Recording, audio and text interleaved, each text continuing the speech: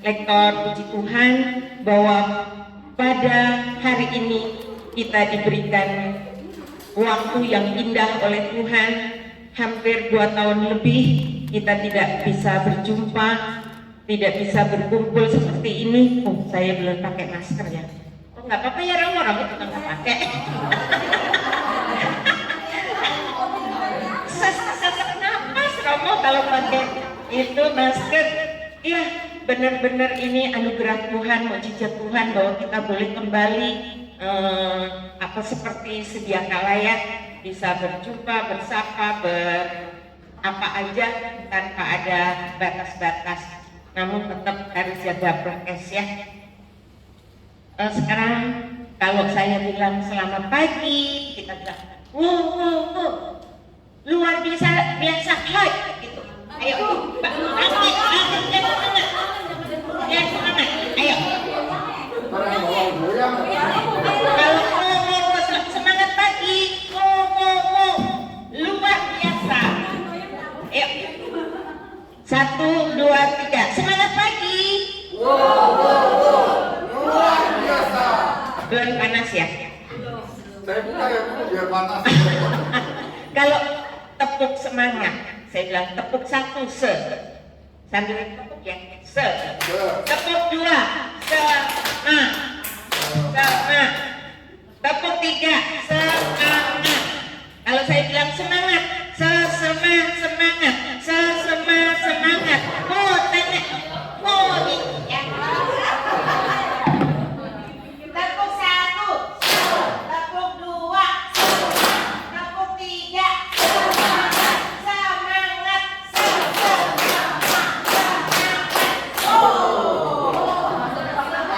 Sekali lagi. Saya nggak.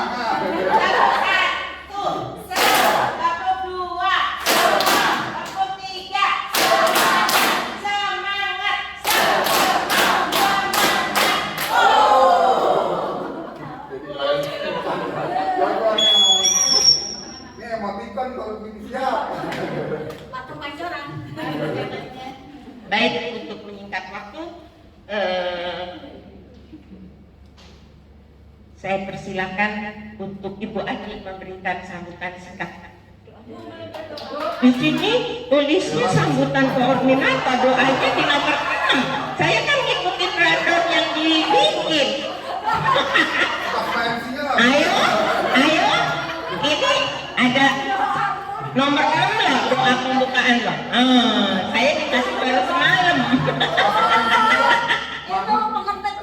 Baik, kalau gitu kita panggil siapa yang doa pembuka? Feli Bu. Teli. Ya. Ya, terima kasih teman-teman semua. Mari kita, dan Romo juga, mari kita bersatu dalam doa dalam nama Bapa dan Putra dan Roh Kudus. Amin. Selamat pagi ya Tuhan Yesus, kami ucap syukur atas berkahan yang Kau berikan kepada kami pada pagi hari ini. Kau sudah jaga kami di istirahat kami pada malam hari tadi, sehingga pada saat ini pun kami boleh kembali berkumpul dengan hati yang gembira, dengan badan yang sehat. Ya Tuhan, terima kasih karena Kau telah menjawab kerinduan kami untuk kembali berkumpul setelah sekian lama. Dan pada hari ini biarlah kami boleh bersilaturahmi, boleh saling bersapa, boleh juga belajar untuk semakin melayani Tuhan dalam tugas kami sebagai lektor di Paroki Barnabas ini. Kami mengucap syukur atas segala kebaikan-Mu ya Tuhan, dan kami mau serahkan acara ini dari awal, pertengahan hingga akhir hanya ke dalam tangan kasih-Mu. Semuanya Allah Tuhan dan antara kami kini dan sepanjang masa. Amin. Amin. Terima kasih Ferry. Sekarang sambutan Bu Ani ya, singkat. Baik, terima kasih Bu Vero. Saya tidak akan sambutan, nanti terlalu panjang kalau sambutan ya. Saya hanya akan mengucapkan selamat datang karena ini waktunya yang sangat penting kita bertemu dengan Romo Yogi. Nanti kalau saya panjang-panjang, Romo Yoginya pendek, sayang. Baik, terima kasih teman-teman.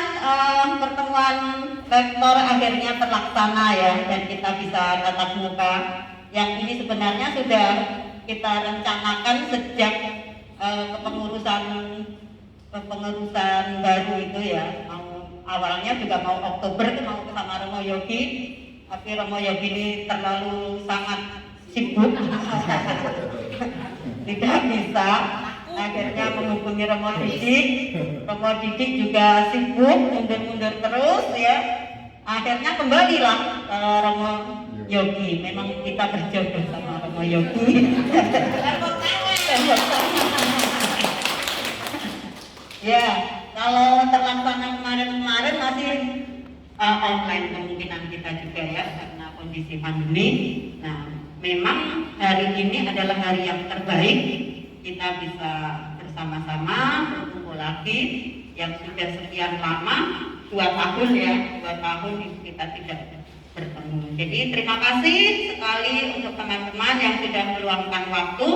Harapan kita semua bisa hadir hari ini, tapi ada beberapa teman yang sudah menyampaikan karena kurang sehat ya. Pacaran Bu? Ya ada yang pacaran dulu ini, yang PNS harus pacaran dulu. Ada yang kepentingan lain yang tidak bisa ditinggalkan ya, 1-2 teman ada yang terpaksa tidak bisa bersama-sama hari ini. Jadi terima kasih, selamat datang, selamat pagi. Mari kita berdinamika bersama hari ini. Kita dalam kelompok juga bersama Romo Yogi. Terima kasih untuk kesediaan Romo Yogi dan kehadirannya, dan mohon maaf mau tepat waktu jam 8 ternyata tetap mundur beberapa menit. Begitu saja. Terima kasih. Saya kembalikan ke Bu Ses. Tepuk tangan buat Bu Ani dong. Baik, kita akan buka dengan lagu Yel-Yel Lektor Barnabas ya, biar Romo Yogi tahu kita punya lagu. Ayo, Mbak Pita, ditayangkan teksnya. Oh sudah. Yuk kita nyanyi bareng-bareng, berdiri dong sambil tangan atau apa, joget juga boleh. Lektor Barnabas.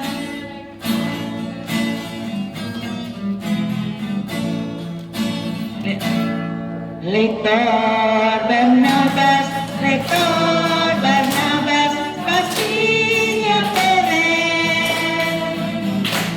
Koordinatornya pasti kece.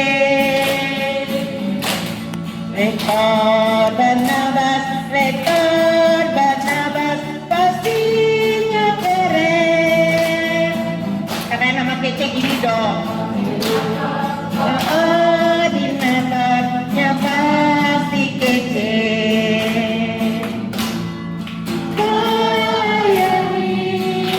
Melayani dengan hati.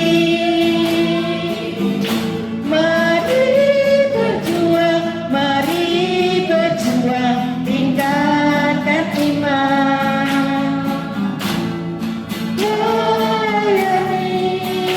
Melayani dengan hati.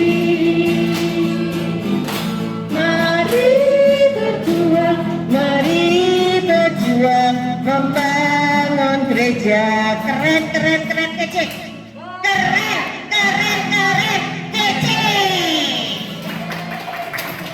Luar biasa lektor kita, Romo. Percaya diri loh, keren kayak Keren dan kece. Ada artinya loh keren itu. Kooperatif, ekspresif, religius, elegan, dan normatif. Sedang kece itu kreatif, energik, cekatan, cerdas, dan empati. Tidak apa kata-kata kece yang cantik atau yang ganteng, enggak. Ini kecenya luar biasa. Dan itu anggota baru sih.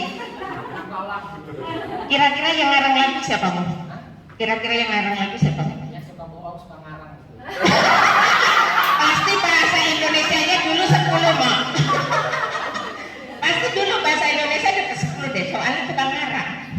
Baik, sekarang waktu saya berikan kepada Romo Yogi. Kita tepuk tangan.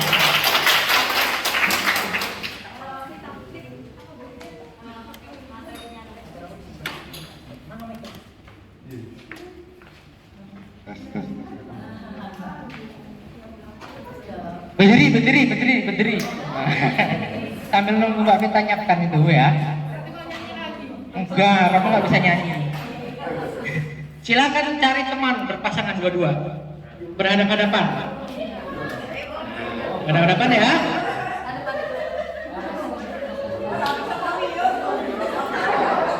Oke, sudah punya teman. Nah, sekarang kita mau main Yesus, Yesa, Yesi, ya. Nah, sekarang tentukan di antara berdua itu siapa yang jadi Yesa, siapa yang jadi Yesi. Misalnya, kamu Yesa, Yesi, terserah bebas lah. Siapa yang Yesa, siapa yang Yesi. Oke, sudah ya. Nah, sekarang tangannya begini, dua-duanya. Nah, kita mau beradu. Nah, kalau Romo sebut Yesa, ya. Kalau Romo sebut Yesa, berarti yang Yesa itu mukul tangannya Yesi. Ya. Oh, gitu ya. Tetapi Yesi harus berusaha pula untuk tidak tertepuk, tidak terpukul. Turun gini ya, turun gini, jangan gini, turun, kita naik. Ya. Tetapi kalau Romo bilang Yesi, berarti yang berkewajiban mukul siapa? Yesi. Yesa harus ya. Kalau sampai terkena, berarti kalah. Ya, nanti berarti 1-0 dihitung skor.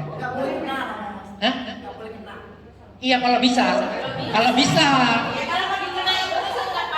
Pokoknya kita menang-menangan. Siapa yang paling banyak bisa mukul lawannya? Kalau Yesus berarti tos. Coba ya, ini apa namanya percobaan dulu. Coba siap. Yesus, Yesa, Yesi. Nah. Tadi ada yang dua-duanya menghindar semua. Yesi mukul, Yesa. Yang menghindar Yesa aja. Jangan dua-duanya menghindar. Wah, yuk tes. Yesus.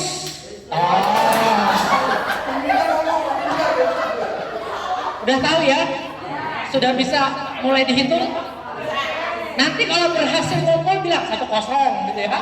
Kalau terbalas sama gitu pokoknya. Siap? Yes. Belum. Yes. Belum. Yes. Yesus. Siap. Yes. Yesa. Siap lagi. Dihitung ya. Yes. Belum. Yes. Yesi.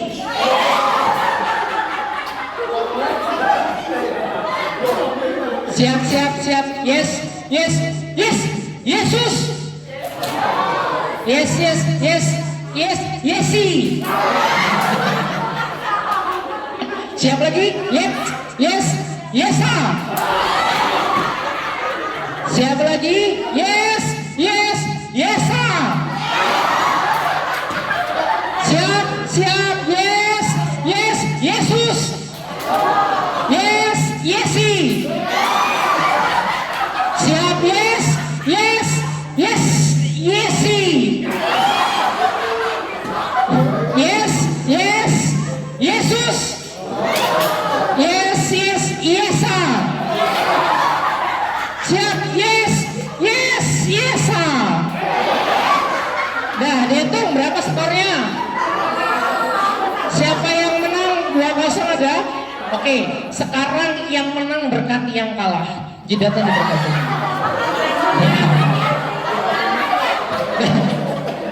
Oke, duduk. Oke. Ini bisa deh. Baik, Bapak Ibu, kita mau merefleksikan tentang namanya spiritualitas pelayanan. Kalau tadi dikatakan Romo itu sibuk, Romo itu sibuknya itu ada alasannya. Kalau Romo Didik sibuk itu karena banyak main. Kadang-kadang itu orang tuh nggak tahu waktu itu.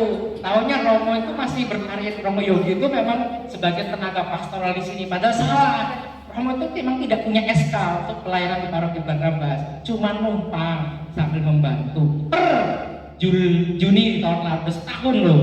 Jadi orang tahunya Romo tuh nggak pernah melayani.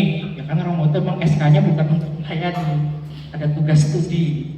Hanya tinggalin ROI. Nah itu supaya tahu ya semuanya.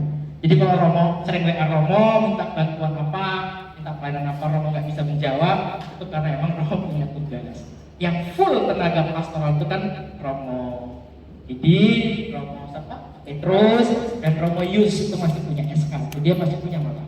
Nah, kalau saya sama sekali enggak. Itu. Nah, untuk mengawali materi ini Romo tanya, siapa yang tahu arti gereja itu apa? Gereja itu diartikan apa sebenarnya? G gede, bukan G kecil. Gereja itu apa artinya? Kita semua apa? Persekutuan umat beriman. Benar. Persekutuan umat beriman. Dan ini Romo sampaikan di awal, kenapa? Karena ada kaitannya dengan kita semua di sini. Dan hari ini itu sebenarnya sedang mewujudkan arti gereja. Gereja itu kan Katolik itu ya, salah satu agama yang paling kental dengan yang namanya institusional. Ya kan? Ada hierarki, ya. Tetapi gereja itu tidak didefinisikan sebagai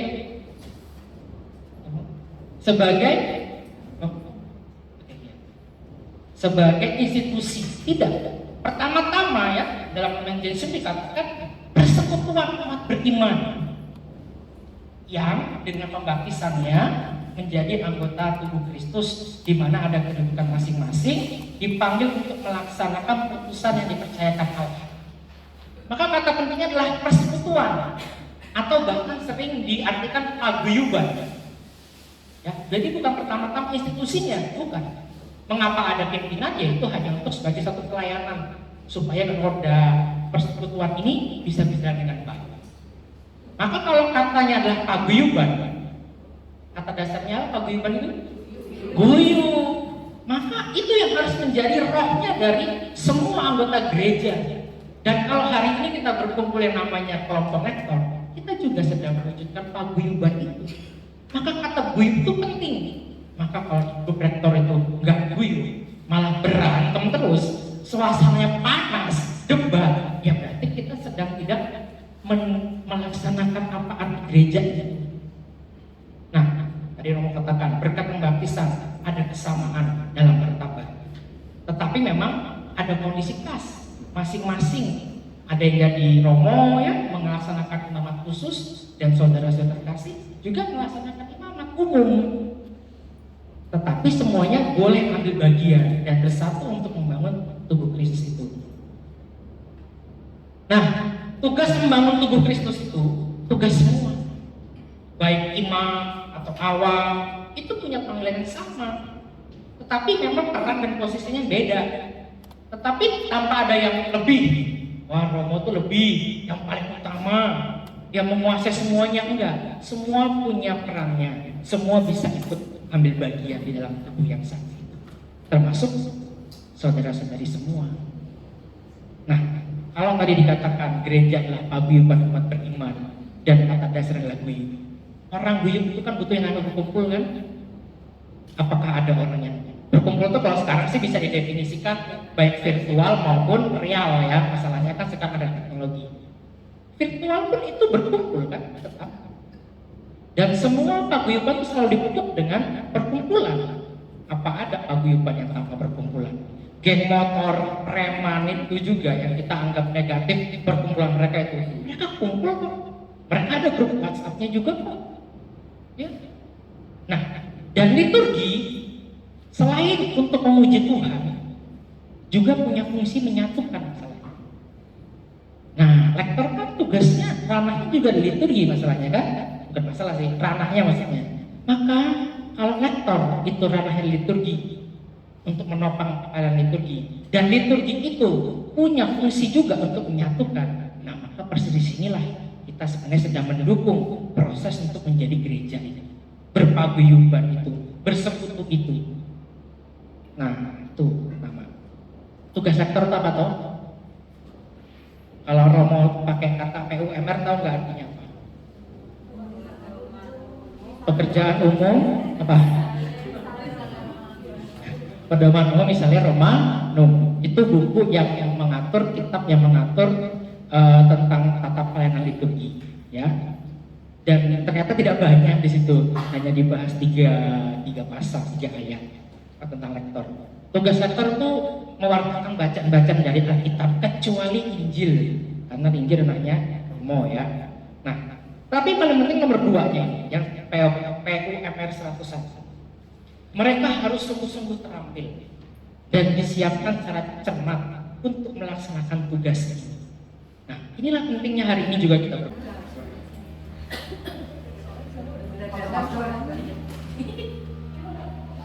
Fatihah 1, 2. Dan dengan baik. Maka kalau katanya adalah paguyuban, kata dasarnya paguyuban itu guyub. Maka itu yang harus menjadi rohnya dari semua anggota gereja. Dan kalau hari ini kita berkumpul yang namanya kelompok lektor, kita juga sedang mewujudkan paguyuban itu. Maka kata guyub itu penting. Maka kalau grup rektor itu nggak guyub, malah berantem terus, suasananya panas, debat, ya berarti kita sedang tidak melaksanakan apa arti gereja ini. Nah, tadi Romo katakan berkat pembaptisan ada kesamaan dalam bertobat. Tetapi memang ada kondisi khas masing-masing. Ada yang jadi Romo ya melaksanakan imamat khusus, dan saudara-saudara kasih juga melaksanakan imamat umum.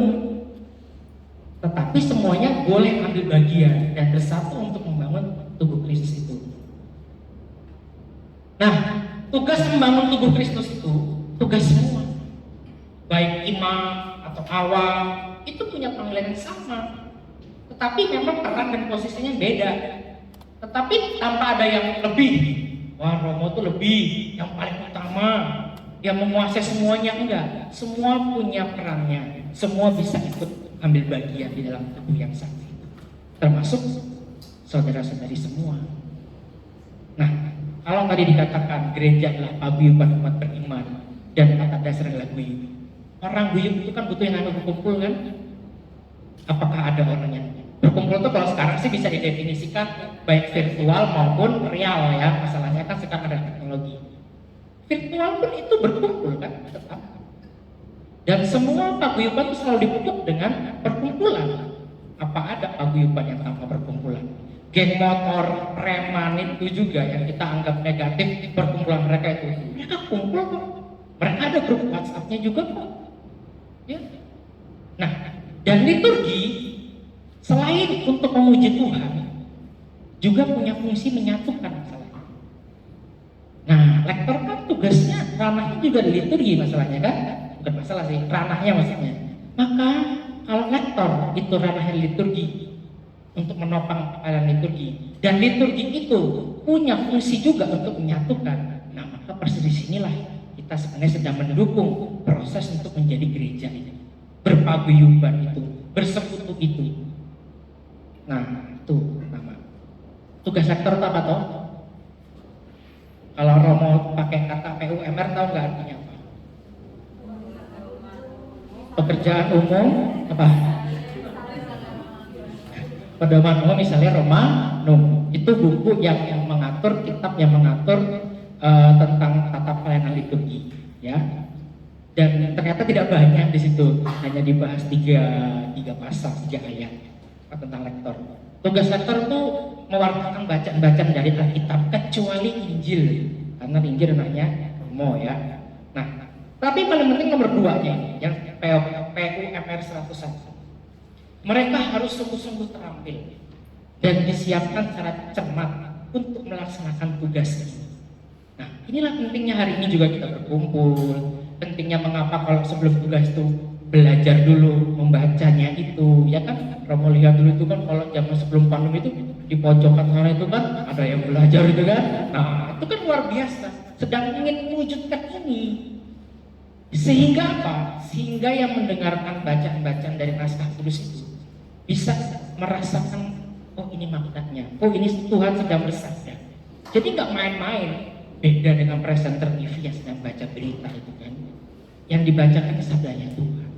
Dan sabda itu hidup dari zaman dulu sampai ribuan tahun, sampai hari ini masih ada. Itu. Nah, maka sebenarnya tugas lektor itu nggak mudah. bukan hanya perkara harus datang ke gereja lebih pagi, bukan perkara harus latihan membaca, tapi ini. Kita bicara kesaksian, membaca, mewartakan kesaksian. Nah, susahnya di sini. Jadi susah itu pertama-tama, yang paling inti bukan perkara kita menyediakan waktu berangkat lebih duluan, harus belajar membaca, tapi nomor tugas ini melekat bahkan menjadi identitas. Jangan pewarta. Sabda itu diwartakan, maka kita pun bukan hanya membaca sebenarnya, tetapi pewartaan sabda. Maka pertanyaannya, apakah aku menjadi lektor hanya sekedar tugas membaca? Atau hidupku telah menjadi pewartaan sabda yang hidup itu? Kalau hari Minggu baca tentang kebaikan Tuhan, ternyata dalam kehidupan kita banyak bersulo, banyak mengumpat Tuhan gak baik, mengeluh, dan sebagainya. Apakah kata-kata dan hidupku mencerminkan apa yang selama ini kuwartakan di mimbar? Atau malah sebaliknya? Ini tantangan seorang pewarta, termasuk Romo juga, untuk bagaimana apa yang diwartakannya sesuai dengan kehidupannya. Nah, ini tugas yang tidak mudah, Bapak Ibu. Mengapa Romo tampilkan pertama? Karena kadang-kadang kita lupa dengan ini. Yang kita ingat bagaimana intonasinya, di mana titik komanya, cara majunya gimana, kapan maju, ya, tepat waktu apa enggak. Tapi ini kadang-kadang lupa, padahal penting. Ya, ini. Nah, maka masuklah kita ke sekretariat pelayanan. Kita meneladani siapa toh kalau melayani itu? Ya, melayani Kristus. Kristus itu kan kalau dalam bacaan Injil, wah, dia menyembuhkan orang sakit, ada orang lapar diberi makan, ya. Lalu dia mengusir roh jahat, orang yang kerasukan disembuhkan. Karena dia mengatakan anak manusia datang bukan untuk dilayani, melainkan untuk melayani dan memberikan nyawa sebagai tebusan bagi banyak orang. Dan di Injil selalu kata penebusan itu kata yang sangat penting, bahkan banyak sekali. Ya toh? Nah, puncak dari pelayanan Yesus itu di mana sih? Di salib kan? Saat dia akhirnya memberikan seluruh dirinya agar manusia itu terbebas dari dosa dan akhirnya mengalami keselamatan. Maka penebusan ini juga sebenarnya bukan penebusan yang tanpa darah, berdarah-darah Yesus itu. Penebusannya bukan penebusan yang steril dari darah. Sekarang itu kan orang itu semakin jauh dari pengalaman melihat darah, ya nggak sih? Tadi pagi ada yang makan daging ayam nggak? Kalau saya kapal ya ampun, sorry. Langsung jawabnya boro-boro. Kamu sih buat acara pagi-pagi gitu kan? Dalam hati pasti gitu kan? Pasti kita ngomongnya, Romo sih pagi-pagi gitu. Ya udah tadi malam katanya makan daging ayam. Sadar nggak sih ketika kita makan daging ayam itu ada darah sebenarnya yang tercurah di situ? Bahwa daging ayam atau sate atau apa itu sebelumnya ada hewan yang meronta-ronta kan? Tapi kan hidup kita sekarang steril. Karena taunya apa? Pengalaman motong ayam itu udah jauh dari hidup kita kadang-kadang. Karena kita taunya sudah di McD. Ya kan seolah-olah kayak nggak ada berkorban gitu. Untuk kita bisa berhenti buncit seperti ini. Ini ternyata ada yang berkorban. Ya itu ayam, sapi, kambing, bebek itu udah berkorban untuk perut saya itu. Jadi kata penebusan itu lama-lama semakin hilang loh dari hidup kita di tengah modernitas itu, ya. Padahal ini penting dalam iman bahwa penebusan kita pun itu dengan darah. Maka seharusnya saudara terkasih, kata penebusan itu penting dalam kesadaran kita bahwa kita ini diselamatkan pada akhirnya menjadi anak-anak Allah itu berkat ada yang berdarah-darah Yesus. Nah, maka dari itu nyawa yang menebus kita dari dosa nggak bisa dihitung dengan uang. Darah Yesus nggak bisa dihitung dengan uang. Maka kalau kesadaran akan penebusan ya, akhirnya menyelamatkan, memberi dampak efektif yang luar biasa dalam keselamatan kita. Akhirnya harusnya sadar bahwa yang namanya keahlian kita, bakat, tenaga, bantuan, waktu, seharusnya juga nggak bisa dijual. Kan? Karena darah yang menebus kita juga nggak bisa dijual. Sepele. Tapi ini tantangan di era modern. Karena lawan dari kata berkorban itu adalah wanipiro. Ya nggak sih? Ini bener-bener loh.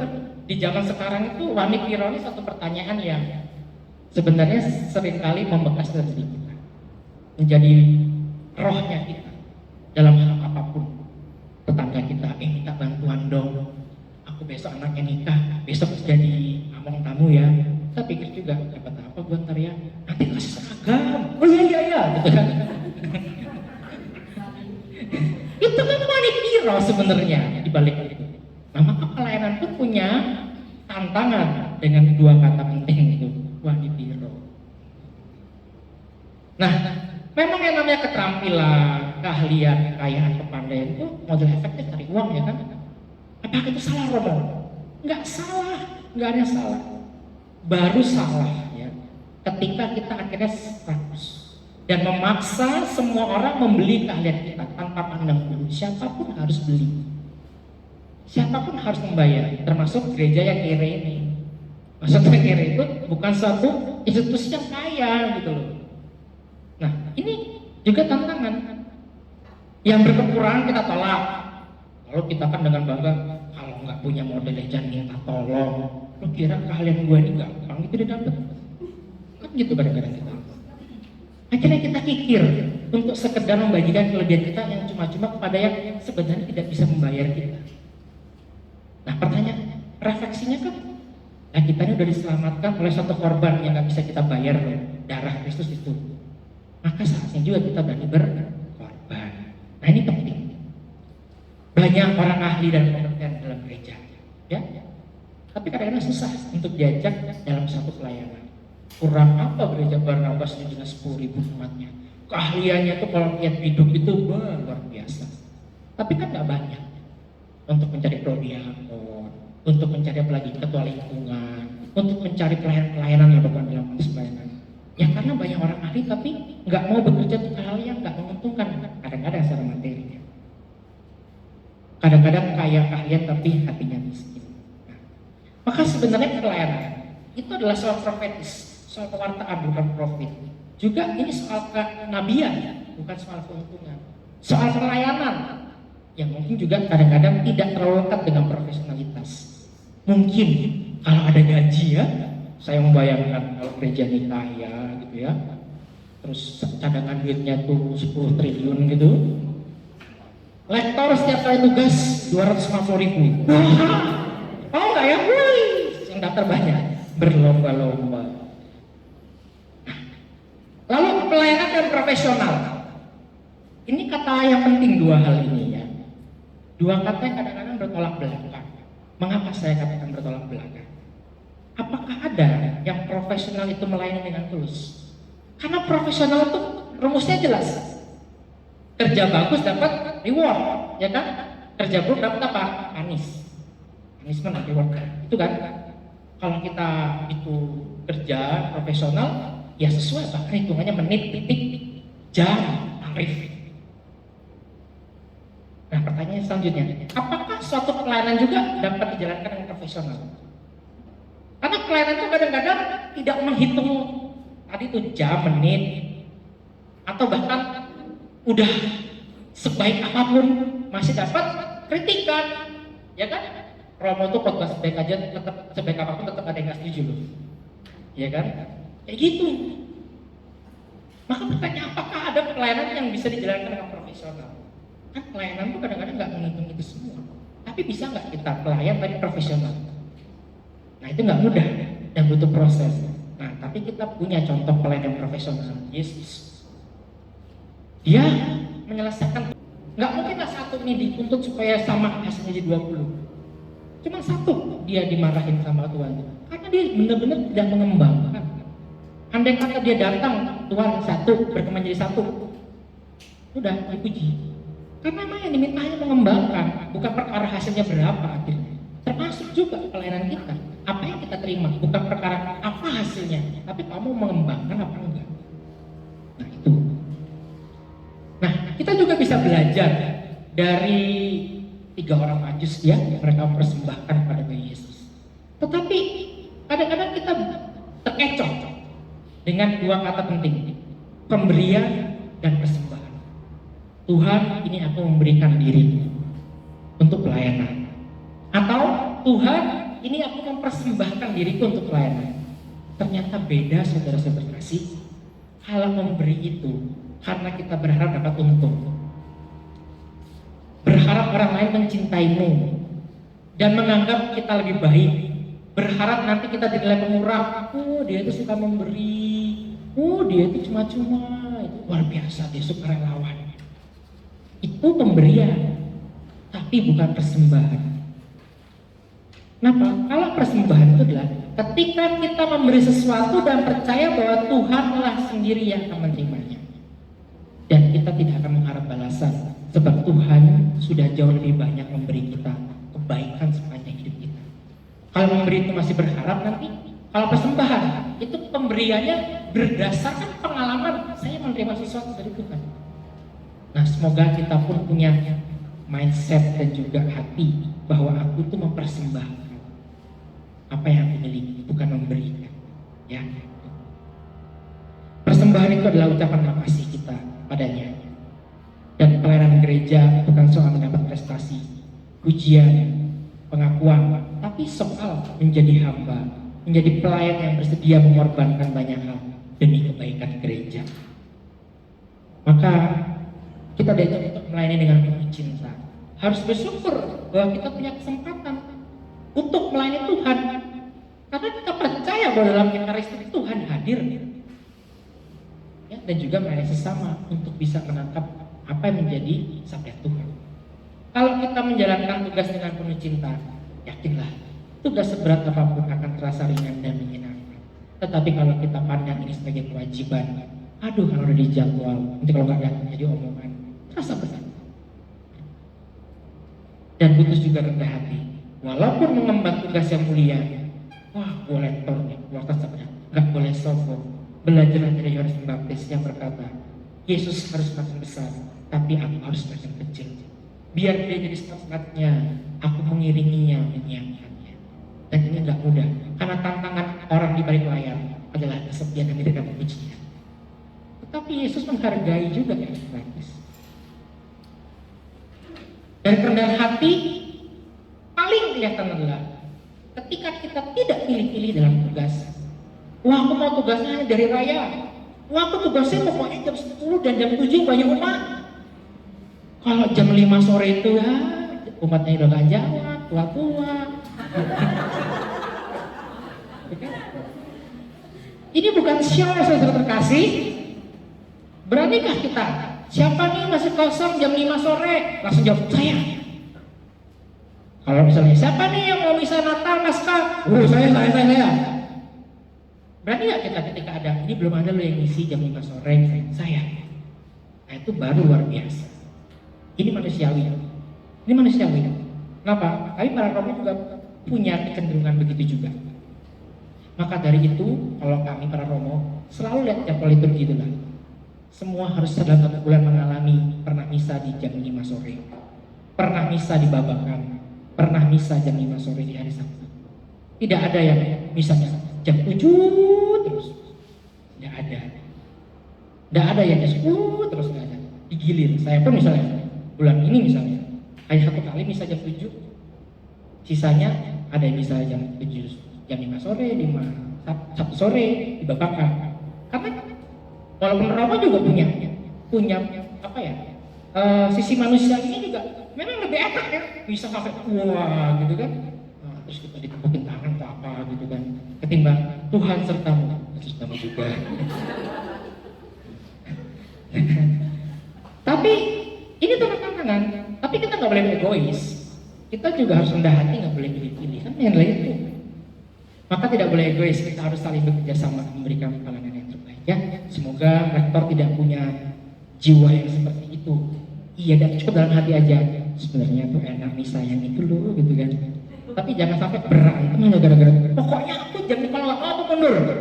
Wah, ini kayak Petrus sebelum kebangkitan ini. Mengapa? Karena ada manusia setelah kebangkitan dan sebelum kebangkitan. Manusia sebelum kebangkitan seperti para murid itu. Kenapa? Mindset mereka tuh Yesus akan menjadi raja dan mereka akan menjadi orang ring satu. Ya kan? Lihat Yesus dipermuliakan di Gunung Tabor. Tuhan, aku akan menerima engkau 3 kemah, kan?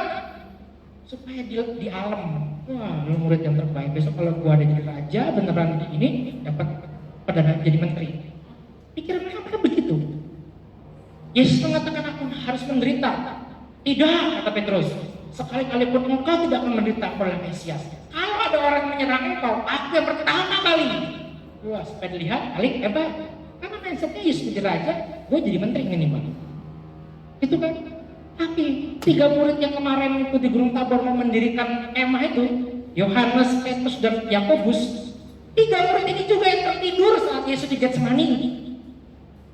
Sama orangnya. Ini bacanya nggak nih? Oke. Nah, Petrus juga pada akhirnya apa? Ketika mindset adalah Yesus Raja yang akan mendapatkan sesuatu dari pelayanan itu, akhirnya jadi pengkhianat kan dia sebenarnya. Sebenarnya dia sama kayak Yudas sebenarnya, cuma Yudas menyerahkan dan akhirnya bunuh diri dia. Petrus juga sama ketika tanya, kamu muridnya ya? Bukan, aku bukan muridnya. 3 kali ayam berkokok akhirnya.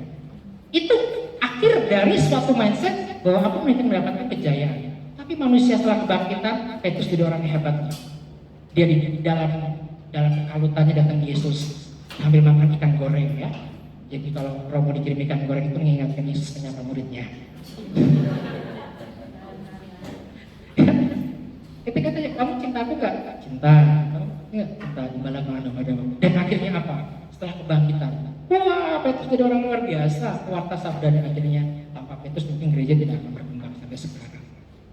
Itu manusia setelah kebangkitan. Maka kalau kita milih-milih tugas lalu berantem, mutung, marahin koordinatornya atau teman-temannya kalau bisa saya harus yang ini, wah itu manusia sebelum kebangkitan. Itu Petrus sebelum kebangkitan. Tapi kalau Petrus setelah kebangkitan, saya siap.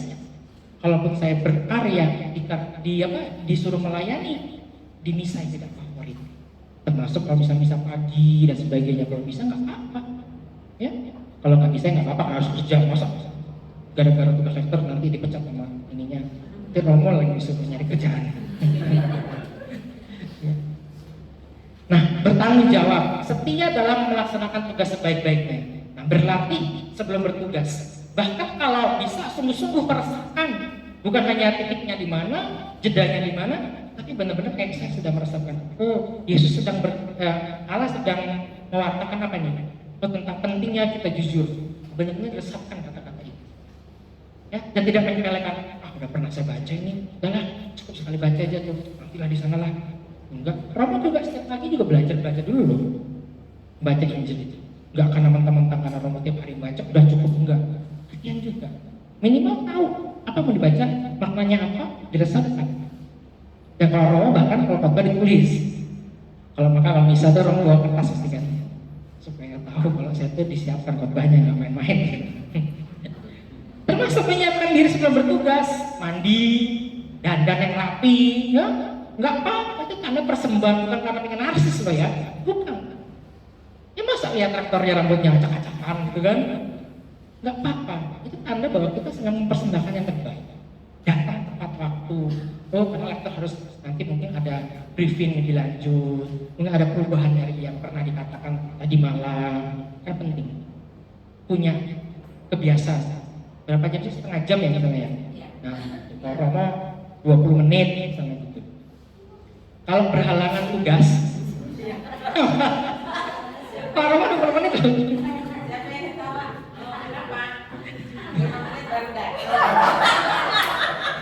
Ya mungkin ada, kalau Romo itu nggak pernah sih kayaknya. Kalau misa minggu 20 menit udah datang kok. Kalau misa harian 15 menit lah. Kalau berhalangan untuk bertugas cari pengganti, tiba-tiba, wah ternyata saya disuruh pimpinan saya keluar kota, baru dijadwalkan. Ya jangan ngomong, jangan ditunda-tunda, nanti udah berangkat baru, tolong ya, tinggal hamil 1 kan merepotkan, tandanya nggak tanggung jawab. Hamil 1 kurang 10. Ya begitu ya. Nah penting untuk bertanggung jawab ini ya, ini termasuk mempersiapkan sebelum bertugas, termasuk juga kita tuh belajar banyak tentang lektor itu apa sih? Liturgi itu apa sih? Coba sekarang saya tanya. Misalnya, Bapak Ibu tugas, terus nggak ada masio, bacaan belum disiapkan, kalender liturgi ternyata nggak tahu di mana, tapi sudah ada buku. Tahun ABC di mana? HP lagi nggak ada sinyal, nggak bisa googling. Kamu belum datang? Iya masih nggak ada. Gimana tahu ini tahun A atau B tahun C? Oh itu Pak, apa sih? Gue terakhir tuh Terakhir tugas sebulan yang lalu apa ya? A, B, apa C? Gimana caranya? Ada yang tahu nggak? Cara tahu tahun ini tahun itu dia A, tahun B atau C? Iya kan lupa bener. Udah nggak ada bantuan, harus tahu sendiri pokoknya. Gimana? Hah? Oke. Sinyalnya nggak ada, sinyal di pastoral, sinyal di gereja lagi diacak. Tuh kan manusia sekarang tuh semua terpengaruh KP ini, semua tergantung gitu.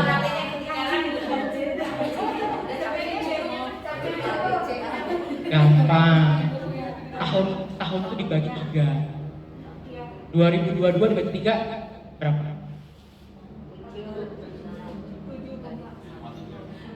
Berapa? Nah, 2022. Koma apa enggak? Enggak lah. 2022 bagi 3 pasti bulat. Ya udah hitung aja. Ya udah ngomong Pak. Iya ya boleh. Bulat kan? Nggak koma kan? Kalau dibagi bulat nggak koma, C. Ingat. Kalau komanya koma 66, coba 2021. Tetap aja nyari handphone. Ya kan pakai pena bisa. Gitu loh. Koma 66 kan? Ya 647 lah. Itu pasti tahun B. 2020 kalau dibagi pasti koma 3 kan? Itu tahun A. Udah gitu aja. Nah, hitung aja. Tahun pertama A, tahun kedua B, tahun ketiga C. Pasti kan gitu. Kalau dibagi habis, bagi 3 C kan? Tapi kalau 0,3 A, B, C. Itu baru tahun ABC loh ya. Masalahnya ada 1 dan 2. Ayo, kan ada kan? Sekarang tahun apa? C 1 atau 2? Hah? 2 atau 1? Karena bacaan pertama kan beda loh ya. Sama-sama tahun C, bacaan pertama pasti ada kan tahun 1 dan tahun 2. Bacaan intinya sama. Bacaan pertama pasti beda. Gimana tahu ini tahun 1 tahun 2? Genap dan ganjil. Ini genap dan ganjil. Sekarang kenapa ganjil? Berarti 2. Saya menerima sesuatu dari Tuhan. Nah, semoga kita pun punya mindset dan juga hati bahwa aku itu mempersembahkan apa yang aku miliki, bukan memberikan. Ya.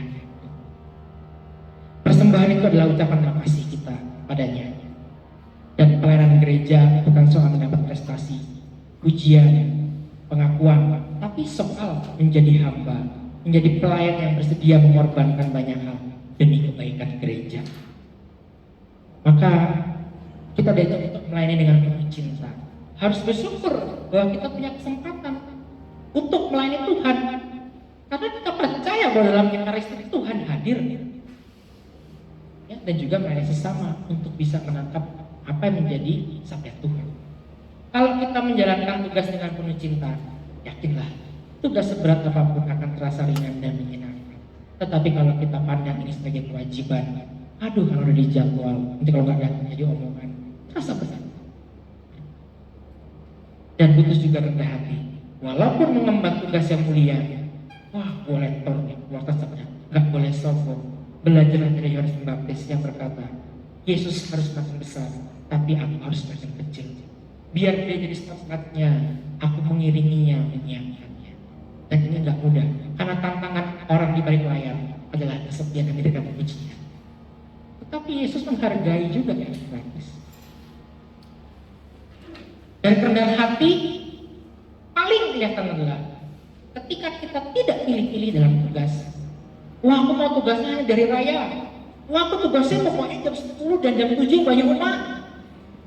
Kalau jam 5 sore itu ya umatnya udah gak jawab, tua-tua. Ini bukan show, saudara terkasih. Beranikah kita? Siapa nih masih kosong jam 5 sore? Langsung jawab, saya. Kalau misalnya, siapa nih yang mau misa Natal, Paskah? Saya.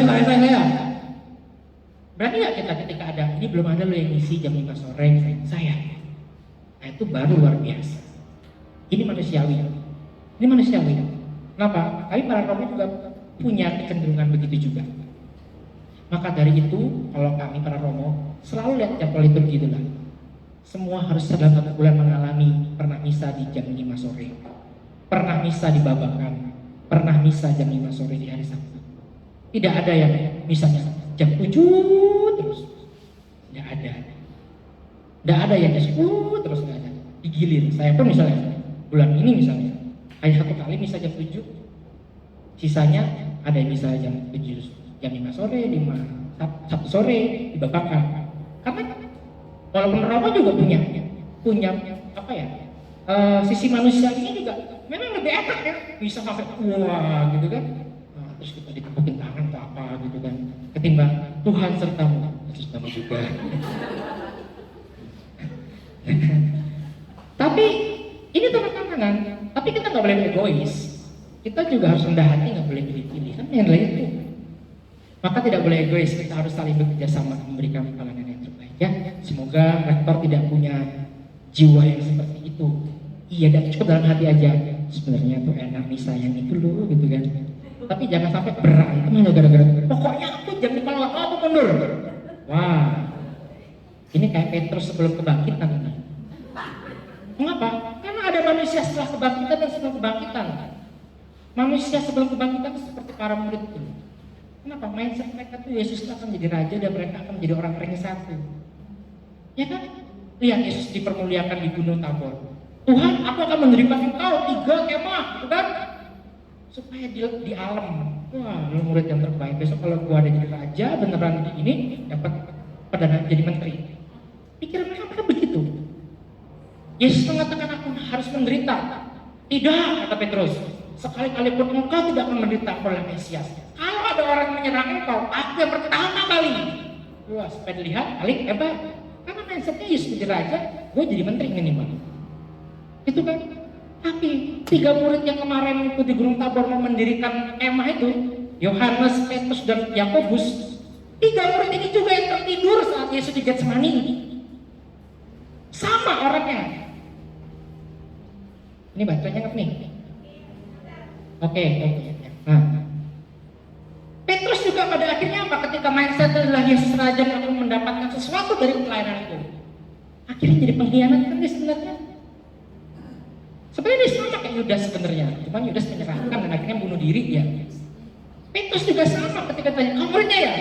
Bukan, aku bukan muridnya. 3 kali ayam berkokok akhirnya. Itu akhir dari suatu mindset bahwa aku mungkin mendapatkan kejayaan. Tapi manusia setelah kebangkitan, Petrus jadi orang yang hebat. Dia di dalam kekalutannya datang Yesus sambil makan ikan goreng ya. Jadi kalau Romo dikirim ikan goreng itu mengingatkan Yesus menyapa muridnya. Ketika tanya, kamu cinta aku gak? Cinta. Kamu ingat cinta di mana mana. Dan akhirnya apa? Setelah kebangkitan, wah Petrus jadi orang luar biasa. Warta sabda dan akhirnya tanpa Petrus mungkin gereja tidak akan berkembang sampai sekarang. Itu manusia setelah kebangkitan. Maka kalau kita milih-milih tugas lalu berantem, mutung, marahin koordinatornya atau teman-temannya kalau bisa saya harus yang ini, wah itu manusia sebelum kebangkitan. Itu Petrus sebelum kebangkitan. Tapi kalau Petrus setelah kebangkitan, saya siap. Kalaupun saya berkarya disuruh melayani di misa yang tidak favorit, termasuk kalau bisa misa pagi dan sebagainya, kalau bisa nggak apa-apa, ya. Kalau nggak bisa nggak apa-apa, harus kerja masa gara-gara tugas rektor nanti dipecat sama ininya. Nanti Romo lagi disuruh nyari kerjaan. Nah, bertanggung jawab, setia dalam melaksanakan tugas sebaik-baiknya. Nah, berlatih sebelum bertugas. Bahkan kalau bisa sungguh-sungguh merasakan, bukan hanya titiknya di mana, jedanya di mana, tapi benar-benar kayak saya sudah merasakan. Oh, Yesus sedang Allah sedang mewartakan apa nih? Oh, tentang pentingnya kita jujur. Benar-benar resapkan kata-kata itu. Ya, dan tidak menyepelekan. Udah pernah saya baca ini, udahlah cukup sekali baca aja tuh, nantilah di sana lah. Enggak, Romo juga setiap pagi juga belajar dulu loh, baca Injil itu. Enggak karena mentang-mentang karena Romo tiap hari baca udah cukup, enggak. Yang juga minimal tahu apa mau dibaca, maknanya apa, diresapkan. Dan kalau Romo bahkan kalau khotbah ditulis. Kalau misa tuh Romo bawa kertas pasti kan, supaya tahu Oh, kalau saya tuh disiapkan khotbahnya nggak main-main. Termasuk menyiapkan diri sebelum bertugas, mandi, dandan yang rapi, ya nggak apa-apa, itu tanda persembahan, bukan karena pengen narsis loh ya, bukan. Ya masa lihat traktornya rambutnya acak-acakan gitu kan, nggak apa-apa, itu tanda bahwa kita sedang mempersembahkan yang terbaik. Datang tepat waktu. Oh, karena lektor harus nanti mungkin ada briefing lebih lanjut, mungkin ada perubahan dari yang pernah dikatakan tadi malam, kan penting punya kebiasaan. Berapa jam sih? Setengah jam ya misalnya ya. Nah, Romo 20 menit sama gitu. Kalau berhalangan tugas, kalau Romo 20 menit loh.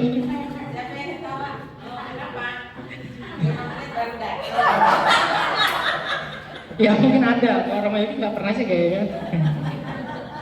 Kalau misa minggu 20 menit udah datang kok. Kalau misa harian 15 menit lah.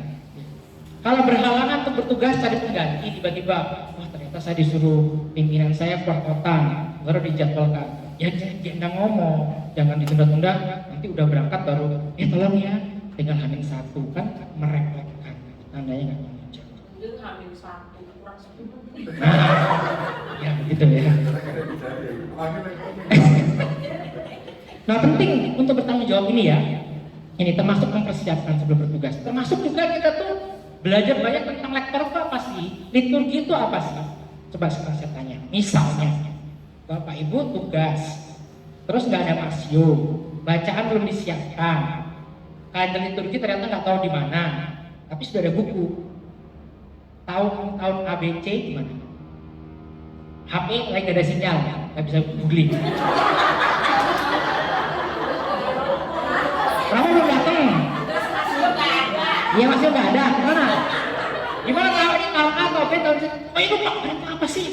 Gue terakhir tugas sebulan yang lalu apa ya? Apa B apa C? Gimana caranya? Ada yang tahu nggak? Cara tahu tahun ini tahun liturgi A, tahun B atau C? Iya kan lupa bener. Udah nggak ada bantuan, harus tahu sendiri bapaknya. Gimana? Hah? Oke. Sinyalnya nggak ada, sinyal di pastoral, sinyal di gereja lagi diacak. Tuh kan manusia sekarang tuh semua terpengaruh HP ini, semua tergantung ini.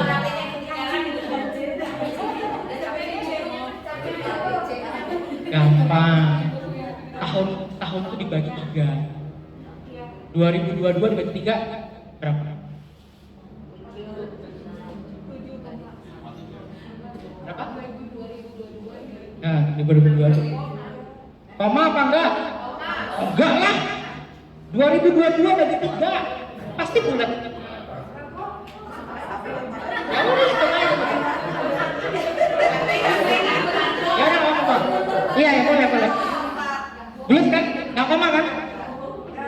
Kalau dibagi bulat nggak koma, C. Ingat enggak?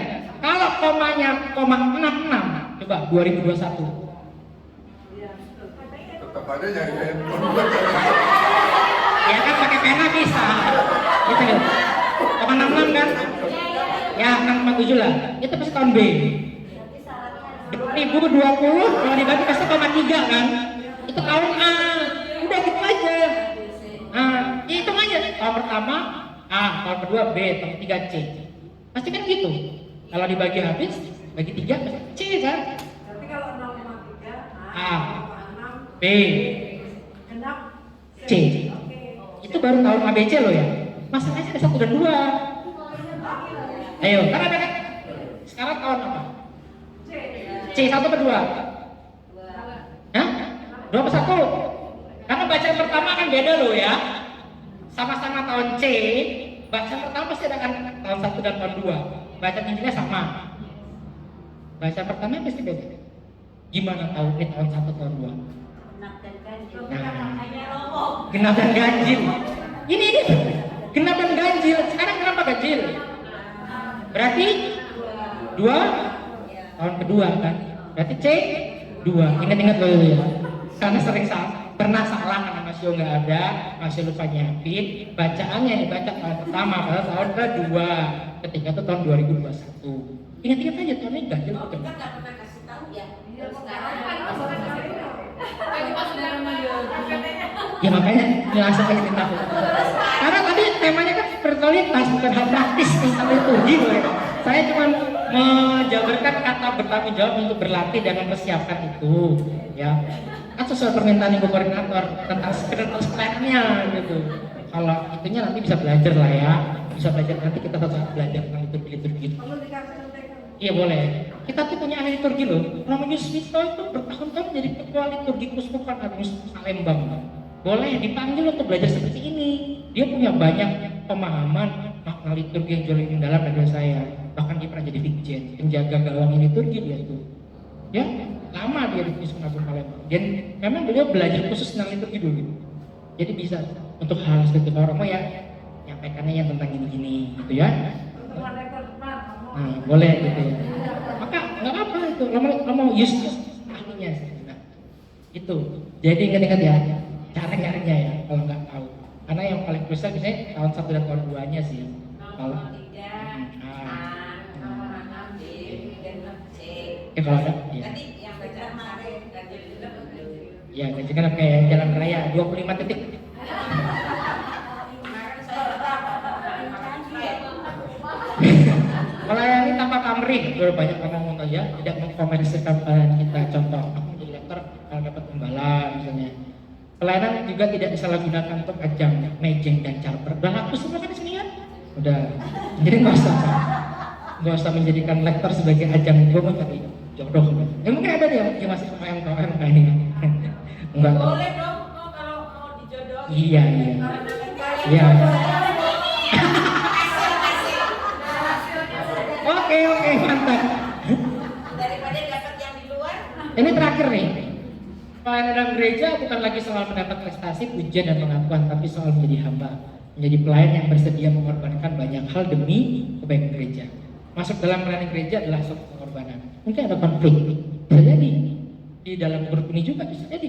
Maka kuncinya adalah kolektif intelligence. Jadi setiap orang punya karunia yang berbeda-beda, tapi bagaimana dimanfaatkan. Ya, perbedaan pandangan, sifat, gaya, ya, konsekuensi logis dari keputusan kita masuk dalam satu organisasi. Karena kepala orang beda-beda, tapi bagaimana yang berbeda-beda ini bisa disatukan, bisa saling melengkapi. Sebenarnya ada permainan yang bagus tuh, tapi kan kita nggak bawa alatnya. Dimana orang yang punya kelebihan dan kekurangan harus saling melengkapi. Nah, itu aja dari Romo. Terima kasih Habs bahannya. Amin. Luar biasa Romo yang satu ini. Kita sangat setuju ya Bapak Ibu kalau kita melayani itu harus dengan hati yang ikhlas, bukan untuk cari ajang, show atau pujian yang cari nantinya akan kecewa. Dan kalau kita melayani dengan hati itu tidak akan pernah mudah untuk tersinggung. Karena kita melayani itu untuk Tuhan, bukan untuk si A, si B, atau untuk Romo. Nah kalau Romonya komplain sama kita juga nggak sakit hati, teman komplain kita nggak sakit hati, umat komplain kita juga harus terima. Seperti itu. Makanya kita punya lagu himne Lektor Barnabas, mari kita bangkit berdiri untuk menyanyikan melayani dengan hati yang ikhlas.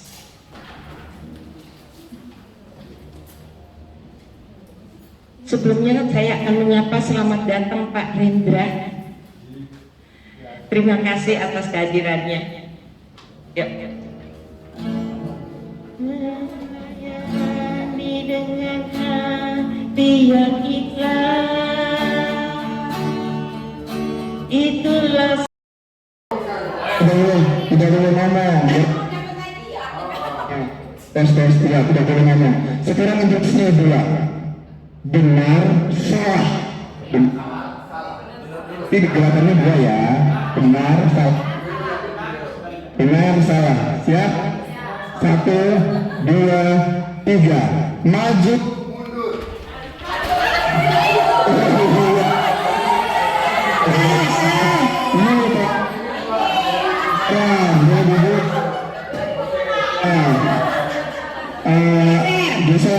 Geser, oke. Masih instruksinya sekarang salah, benar. Siap, salah, benar. Siap. Kiri, kanan.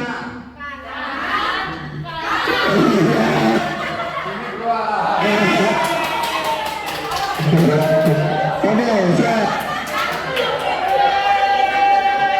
Oke, ini yang terakhir ya. Siap, ini yang terakhir. Instruksi. Benar, salah, 3. Benar. Oke, siap. Benar, salah. Oke. Maju. Kiri. Iya, bentar. Dikit, masih. Instruksinya masih sama. Benar, salah. Kiri, kanan, mundur.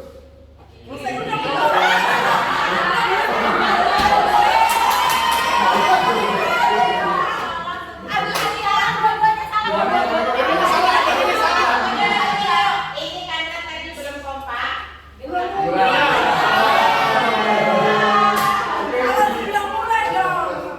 Oke. Lobet. Ya, nggak usah pakai ini. Siap.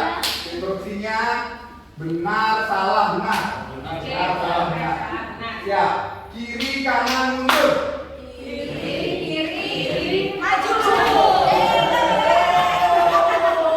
Siap. Ulang. Instruksinya benar, salah, salah. Siap. Maju, mundur, kiri. Tempat mana, Bu? Ini ambil hadiah loh.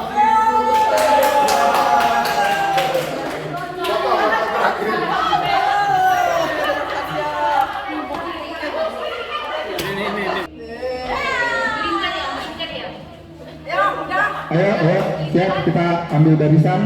Kita jempol family sebentar. Itu nyala nggak wifi-nya Mbak? Kita. Kalau enggak pakai YouTube juga bisa kok. Sebenarnya sih Buntres udah apa, Buntres sama Mbak Mel tuh udah apa, dia udah mendarah daging. Ayo, Buntres depan, Buntres. Teman maju, 4, mundur, ya kak, ye, kata. Oh, dia anak kayaknya juga pinter tuh.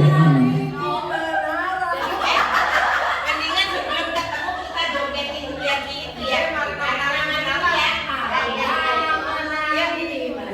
video dulu Pak kan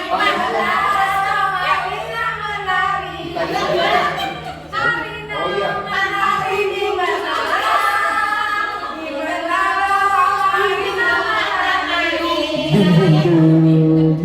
Yuk 1, 2, 3.